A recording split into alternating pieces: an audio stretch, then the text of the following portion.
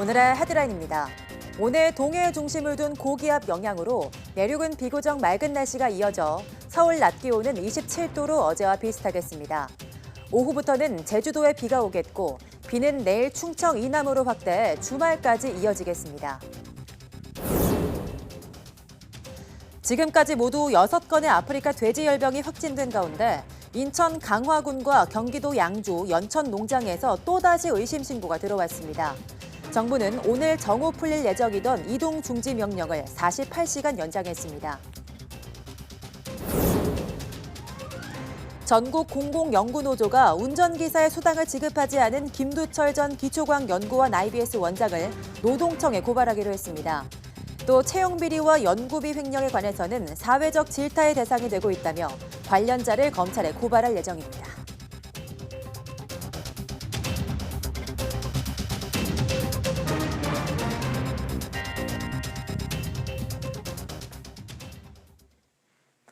여러분 안녕하십니까? 9월 26일 사이언스 투데이입니다.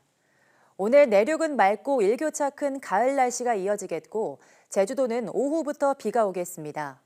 기상청은 동해에 중심을 둔 고기압 영향으로 오늘 내륙은 비교적 맑은 날씨가 이어지겠고 제주도는 남해상을 지나는 기압골 영향으로 오후부터 비가 오겠다고 밝혔습니다.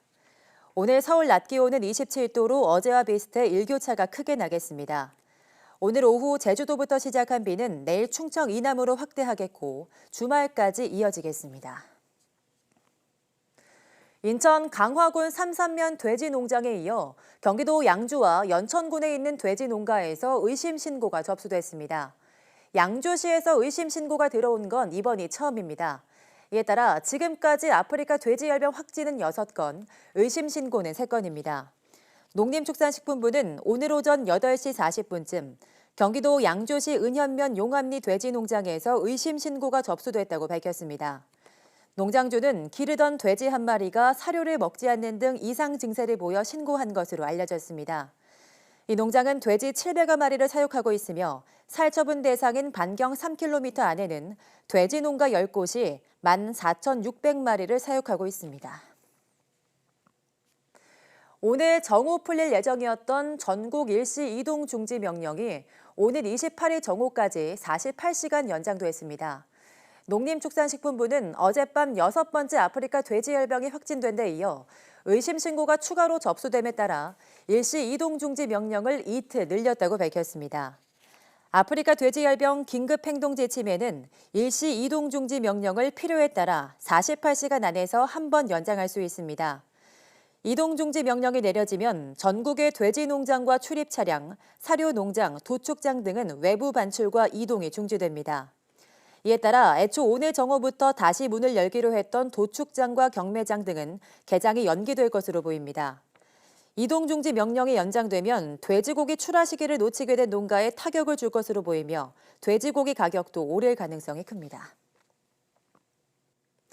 프랑스 파스테르 연구소의 피에르 마리지라드 국제협력 부소장이 아프리카 돼지열병 등 감염병의 국내 확산을 막으려면 국제협력이 필수적이라고 말했습니다.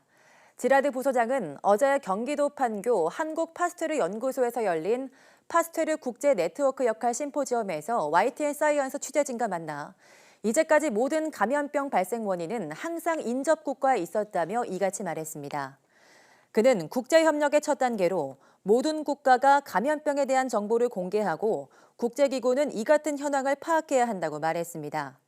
다음으로는 감염병 방역 시스템이 미비한 나라에 대해서 좋은 연구 조건을 가진 나라들과 국제기구가 원조를 제공해야 한다고 말했습니다.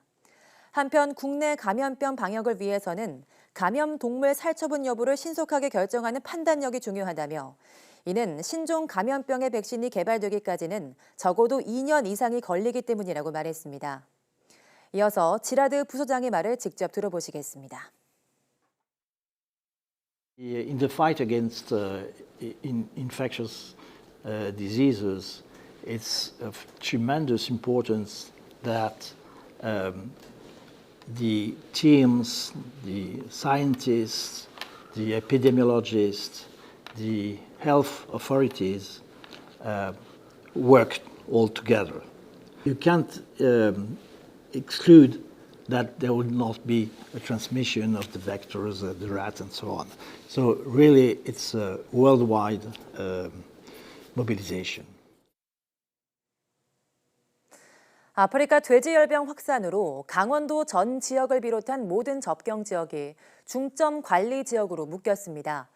도시 경계마다 방역 초소가 설치됐는데 현장에선 여전히 빈틈도 눈에 띕니다. 지환 기자입니다. 온종일 소독 또 소독입니다. 대형 소독기가 쉴 새 없이 약품을 뿜어낸 뒤에야 돼지 농장엔 사료 차량이 들어갑니다.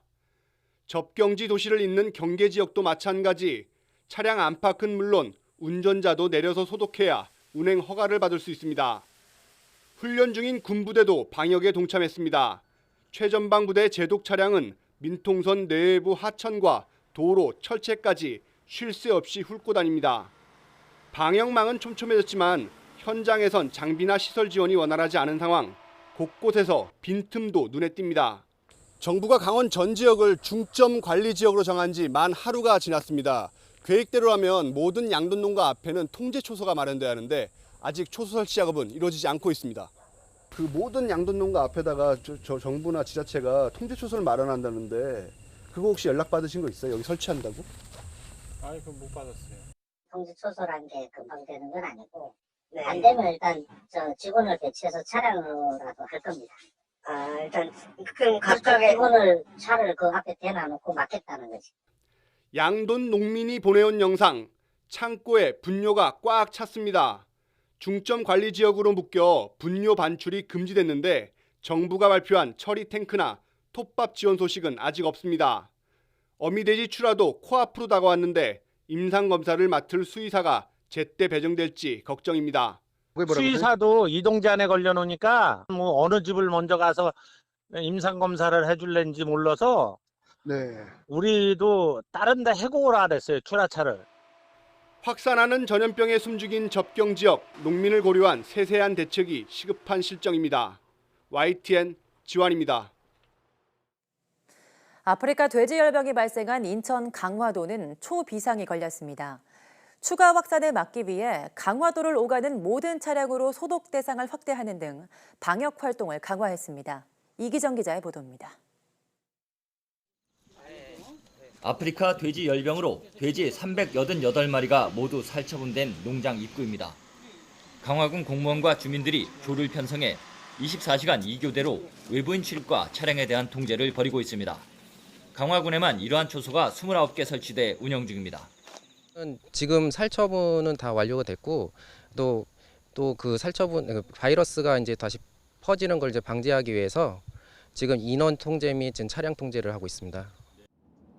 강화도 거점 소독 시설인 초지대교와 강화대교에서는 방역 활동이 한층 강화됐습니다.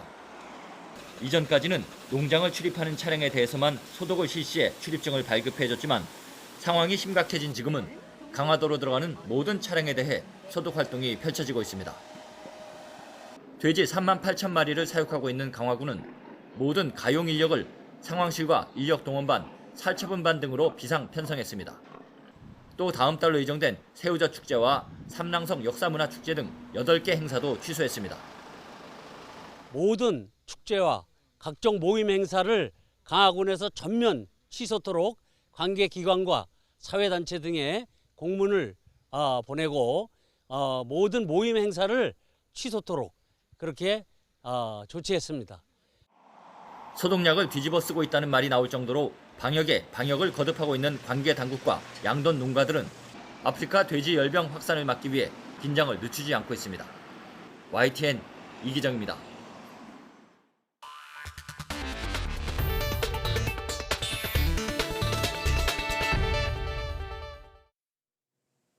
전국 공공연구노동조합이 국책연구기관인 기초과학연구원, IBS 비리 연구자들에 대한 엄벌을 촉구했습니다. 공공연구노조는 임금 미지급 의혹을 받는 김두철 전 IBS 원장과 일부 연구단의 채용 비리와 관련해 관련자를 노동청과 검찰에 각각 고발하기로 했습니다. 이성규 기자입니다. 기초과학연구원의 원장이 주말 대전연구원과 서울 자택을 오가는데 전용차를 이용한 것으로 드러났습니다. 운전기사는 원장을 태워준 뒤 대중교통을 이용해 다시 서울과 대전으로 갔지만 경비를 한 푼도 지원받지 못했습니다.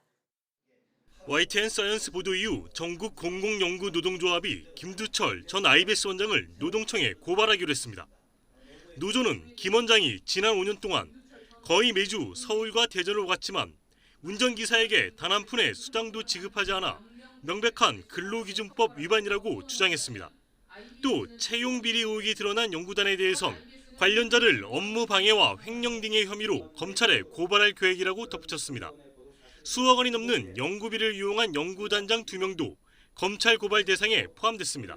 연구비 유용이라든가 채용 비리라든가 심지어 공용 차량 유용이라든지 이런 혐의에 대해서 정작 또 과기부나 IBS는 이 엄정하게 처리하지 않고 있습니다. 일련의 비리와 불법 행위를 더 이상 묵과할 수 없어서 고발하기에 이르렀습니다.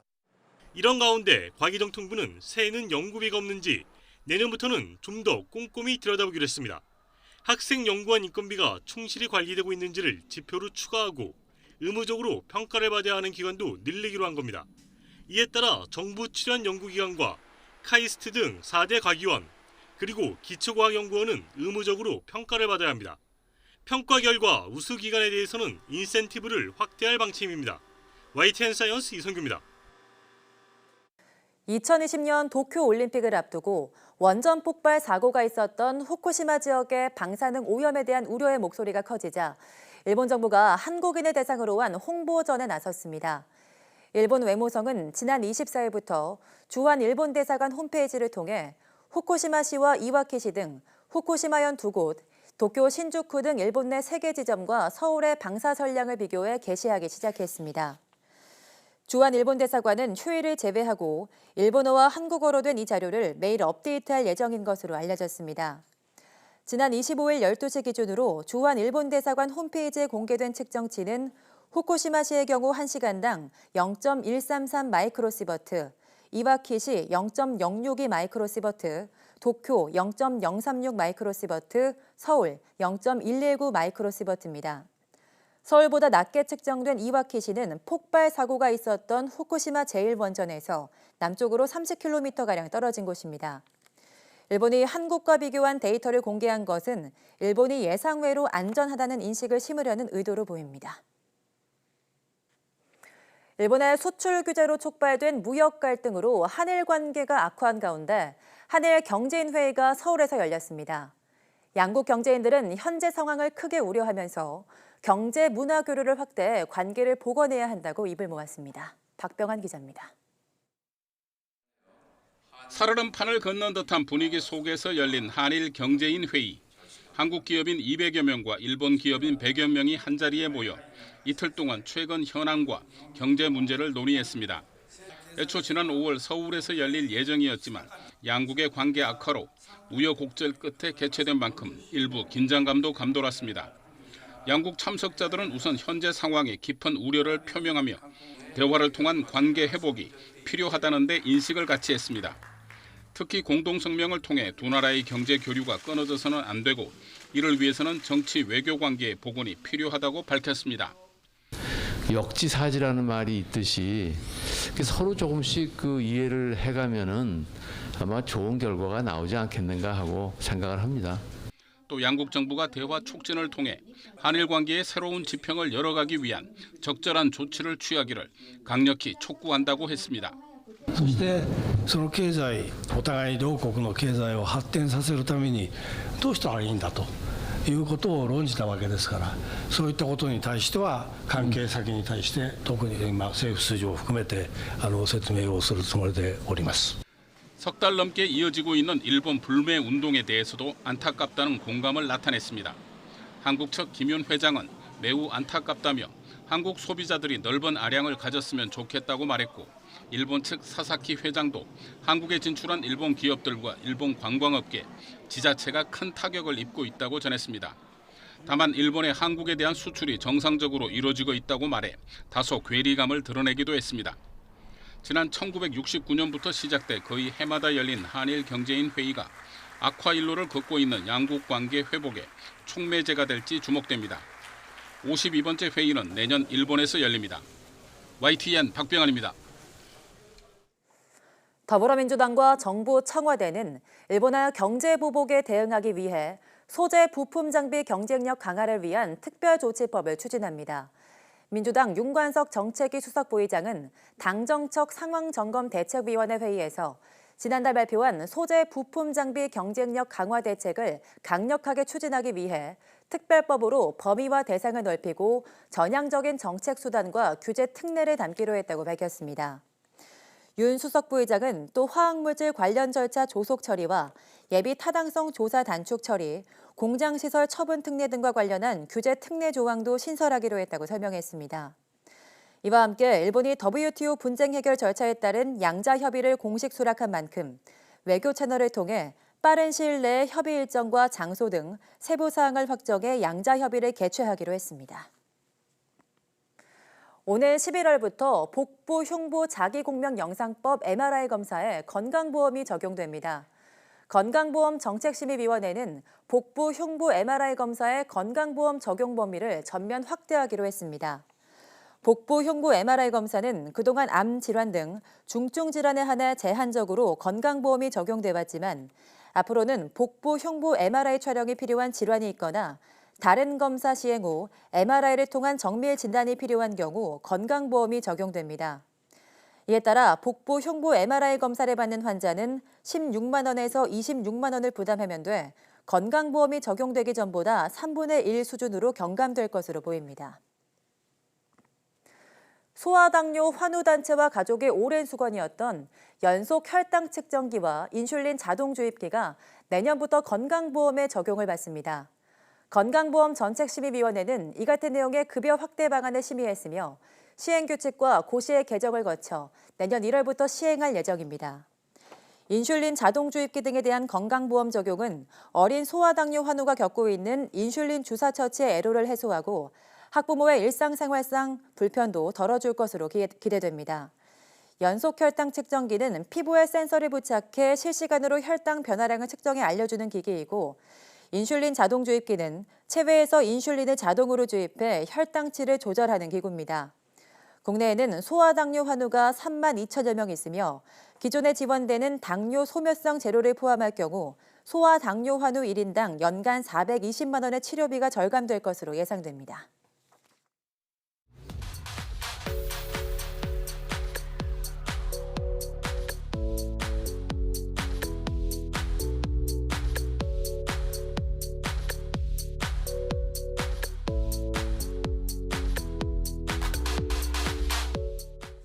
네, 한의학에서 사용하는 한약재는 화학적으로 합성하는 현대 약물과는 다르게 자연에서 채취합니다. 이런 한약재들을 본초라고도 부르는데요. 일상적으로는 약초라고도 부르죠. 이런 본초가 어떤 성분이 있고 또 어떤 약효가 있는지를 연구하는 학문을 본초학이라고 하는데요. 오늘 오후 사이언스투데이 주민피플 시간에는 한국한의학연구원 한약자원연구센터 최고야 연구원과 함께 본초학에 대해서 이야기해보겠습니다. 모두 많은 시청 바랍니다. 함께해 주신 여러분 고맙습니다.